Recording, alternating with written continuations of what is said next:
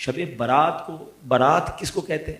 آپ نے بھی سنا ہوگا، با عزت بری ہو گیا، یعنی بری ہونے کی رات ہے، جہنم سے آزاد ہونے کی رات ہے۔ اور اس رات کتنے لوگ جہنم سے آزاد ہوتے ہیں؟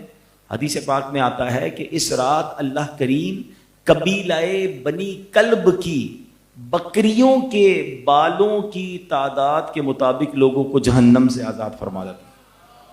ہم اپنے سر کے بال نہیں گن سکتے، ایسا ہی ہے نا، بکری کے سر میں بکری کے کتنے بال ہیں وہ بھی نہیں گن سکتے۔ قبیلہ بنی کلب یہ وہ قبیلہ تھا کہ جس کے اندر سب سے زیادہ وہ قبیلہ بکریاں پالا کرتا تھا۔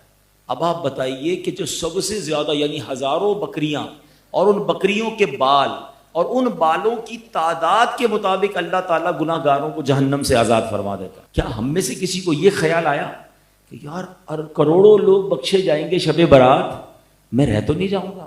جو چند بد نصیب ہیں جو اس رات یعنی شب برات بھی نہیں بخشے جائیں گے، آقا علیہ الصلوۃ والسلام نے فرمایا نمبر 1 شراب کا عادی، شراب پینے والا وہ شب براءت بھی نہیں بخشا جائے گا۔ ماں باپ کا نافرمان، فرمایا ماں باپ کا نافرمان جو ہے وہ نہیں بخشا جائے گا۔ آقا فرماتے ہیں زنا کا عادی، معاذ اللہ، بدکاری کرنے والا، اس کی عادت اپنانے والا شب برات نہیں بخشا جائے گا۔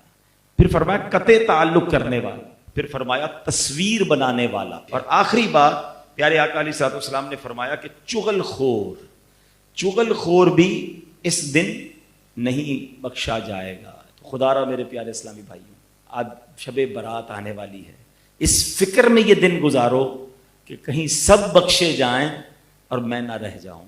دعاؤں میں، التجاؤں میں، ہو سکے تو روزوں میں، تلاوت میں، درود میں۔ اب تھوڑے دن تو رہ گئے نا، چند دن رہ گئے، تو انشاءاللہ